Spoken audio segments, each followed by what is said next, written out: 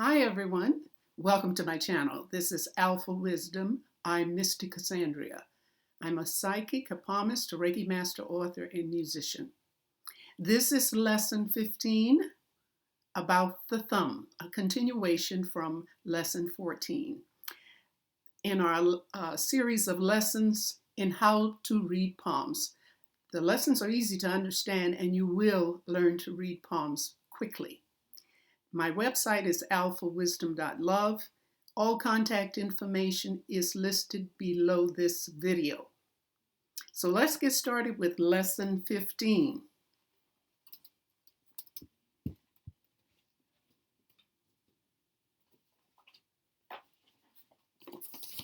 You were introduced to the thumb, and we want to try to go much further than the introduction.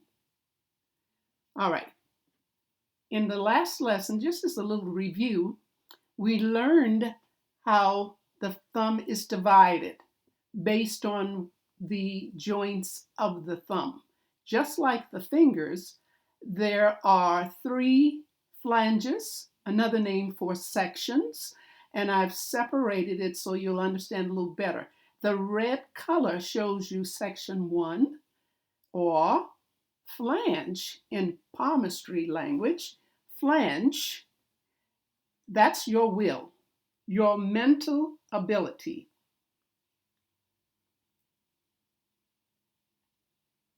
All right, another word that we use in connection with will, action, putting things in practice.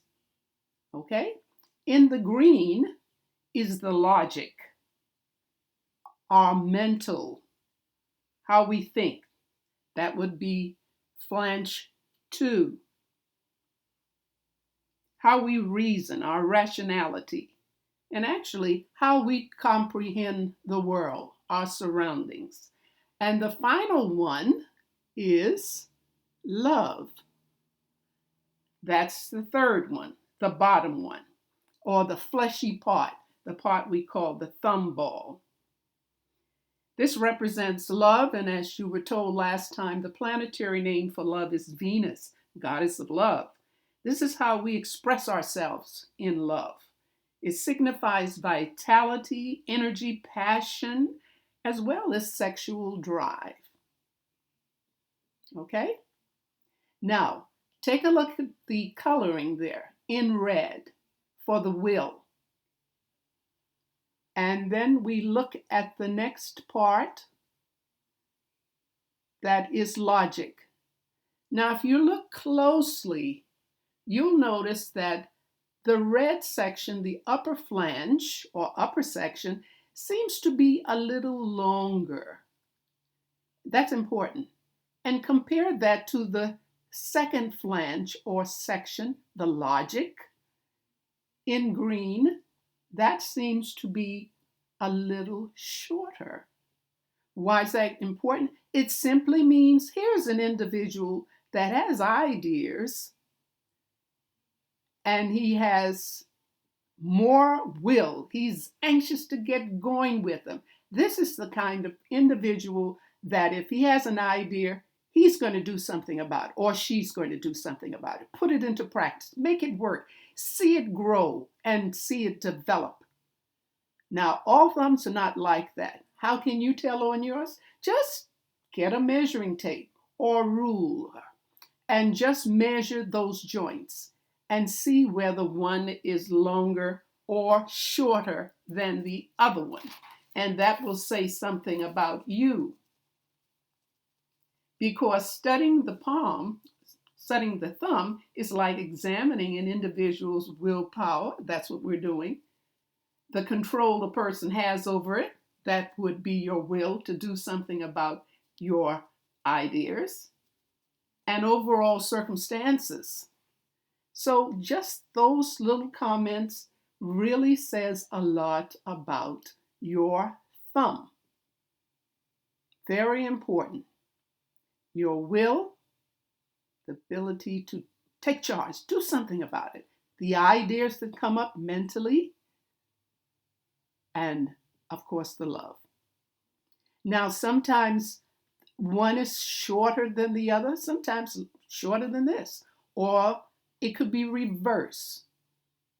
The logic portion is longer and the will portion is shorter. So if you're a person that has a lot going on with your mental practices or your thoughts, and your upper flange or your section, the section that's called will, is shorter, you've got all these ideas and you just can't seem to get started with them. It doesn't seem to go anywhere. Or if you kind of start, you kind of give out of steam. Well, the answer to that is find someone that maybe doesn't have the ideas and who loves to do things, who likes to put things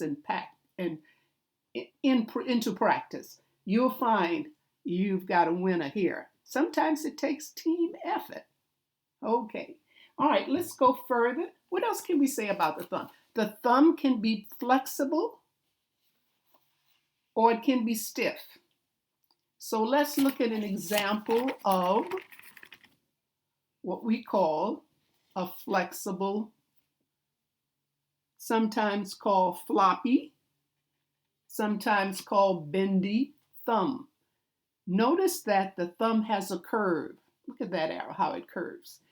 When you see a thumb like this, you know you're dealing with someone who is flexible, not only with the thumb, but in their thinking. Their overall nature is flexibility. That's good. Okay. Now, look at your thumbs. Look at your left hand and your right hand. Notice the thumbs. And just wiggle the thumbs around a little bit. If your left hand is your passive hand or inactive hand, that simply means the hand you don't use that much. That's not your dominant hand. You may find that that's very flexible compared to your right hand thumb, because that seems to be not as flexible.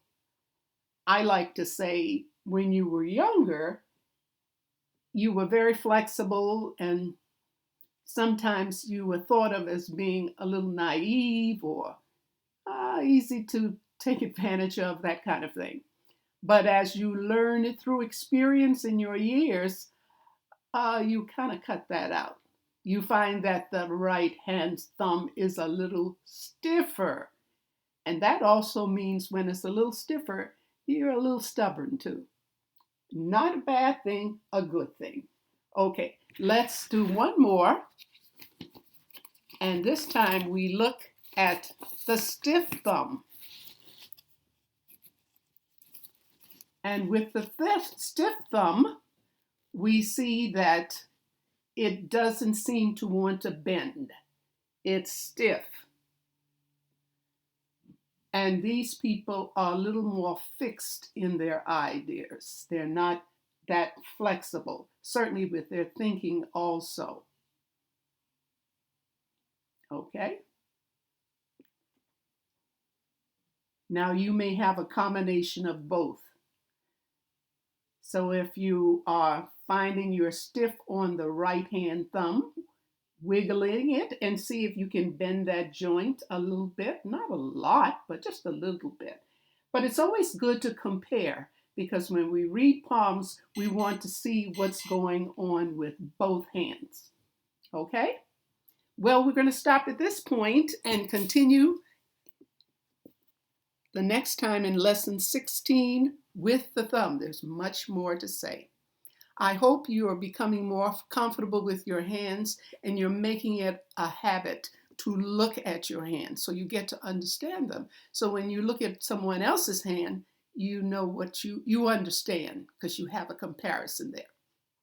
Okay, if you like this video and you found it helpful, please give a thumbs up and consider subscribing if you haven't already. Thank you for watching this video. Please stay safe,